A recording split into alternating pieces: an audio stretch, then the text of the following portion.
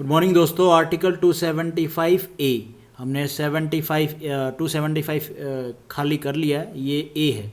तो इसमें क्या बताया गया है, on and from the formation of the autonomous state under article 244 A.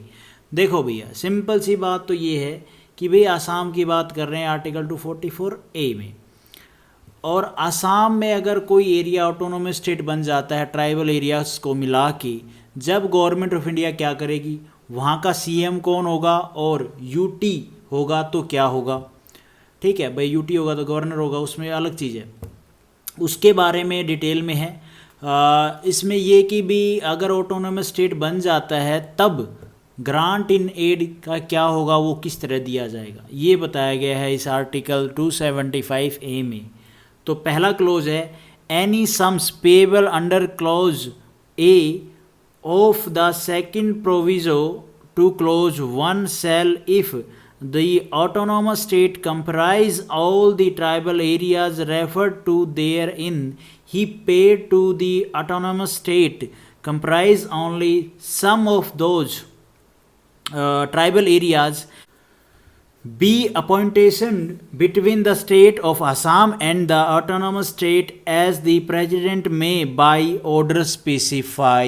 in simple language इसमें क्या है कि आर्टिकल 244 ए में एक एक क्लोज की बात कर रहे हैं। सेम बात है कि स्टेट लिस्ट के जो भी मैटर्स हैं उनके लिए फंड्स गवर्नमेंट ऑफ इंडिया कैसे मिलते हैं, कैसे प्रोवाइड करती है।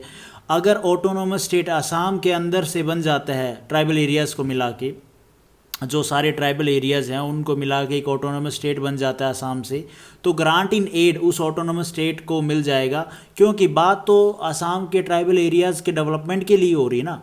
तो चाहे वो अलग कर दो, ऑटोनोमस भाई कर दो, चाहे वैसे डेवलप करो साथ रह के, तो बात तो भैया डेवलपमेंट की है उनकी, तो भैया ग्रांट इन एड तो मिलेगा ही मिलेगा उनको।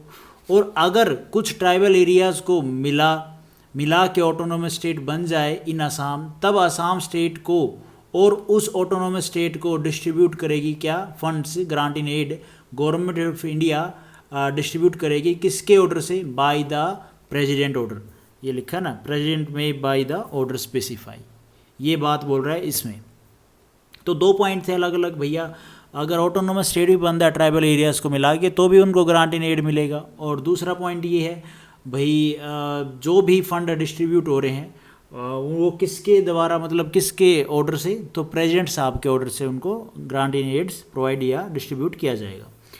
उसके बाद सेकंड में पॉइंट में क्या है, there shall be paid out of the consolidated fund of India as grant in aid of the revenues of the autonomous state sums capital and recurring मैंने आपको बताया था कंटिन्यू प्रोवाइड करते रहना, equivalent to the cost of such schemes of development as may be undertaken by the autonomous state with the approval of the government of India for the purpose of raising the level of administration of the rest of the state of Assam। वही चीज़ है भैया, ऊपर वाली same है, बस इसमें इतना सा चेंज है कि भैया ऑटोनोमस स्टेट तो चलो ठीक है बना दिया ट्राइबल एरियाज़ को मिला के, लेकिन उनके एडमिनिस्ट्रेशन को भी तो लेवल करना है ना, दूसरे जो एरिया हैं उनके बराबर। एडमिनिस्ट्रेशन के बारे में है इसमें, बाकी तो ऊपर वाला जो मैंने बताई वही सेम चीज़ है। अगर ऑटोनोमस स्टेट भी बनता है ना ट्राइबल एरियाज़ को मिला के, तो उनके जो एडमिनिस्ट्रेशन एरिया है, जो वहाँ पे एडमिनिस्ट्रेशन है, उनको भी डेवलप करना है ना, उनको भाई डेवलप करके या तो जो बाकी एरियाज़ हैं उनके बराबर लेके आना है या ऊपर ले जाएँ तो बहुत अच्छी बात है।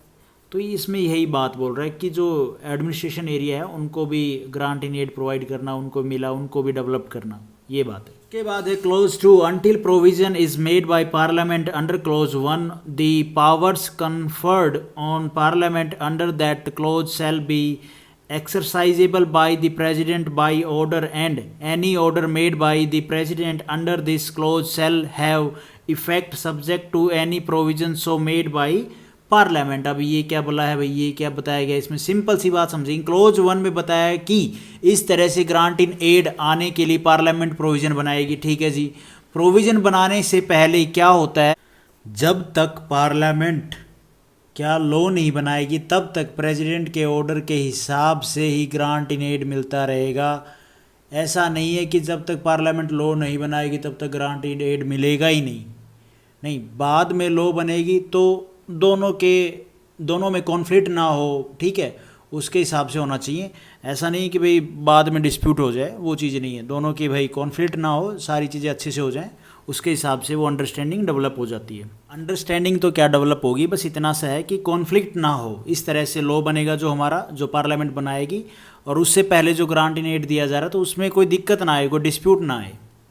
उसके बाद इस कंडीशन में क्या बताया गया है, provided that after a finance commission has been वही constituted no order shall be made under this clause by the president except after considering the recommendation of the finance commission. Simple सी बात है, वो तो ऊपर होगी, पार्लियामेंट लॉ बनाएगी, उससे पहले प्रेसिडेंट के ऑर्डर से ग्रांट इन एड प्रोवाइड किया जाएगा, और जब लॉ बना लेगी तो दोनों में जो भी भाई चीज़ हो रही हैं, ठीक है भाई, जो लॉ के हिसाब से बनी और पीछे जो प्रेसिडेंट साहब ने जो भी हम ग्रांट इन एड प्रोवाइड कर रखा है उसमें कोई कॉन्फ्लिक्ट ना हो, आराम से वो चीज़ें अप्लाई हो जाएं ग्राउंड पे। इसमें क्या बता रहा है कि प्रेसिडेंट के ऑर्डर से होगा, ठीक है जी, जब तक पार्लियामेंट लॉ नहीं बनाएगी। लेकिन प्रेसिडेंट के ऑर्डर भी कैसे होगा, फाइनेंस कमीशन बनने के बाद तो फाइनेंस कमीशन का रिकमेंडेशन से ही होगा। अगर जब तक फाइनेंस कमीशन नहीं फॉर्म हुआ है तो उससे पहले प्रेसिडेंट साहब अपने हिसाब से जो भी ऑर्डर होगा उसको पास कर देंगे। लेकिन जब फाइनेंस कमीशन बन जाएगा तो उसके रिकमेंडेशन के साथ में प्रेसिडेंट साहब ऑर्डर देंगे।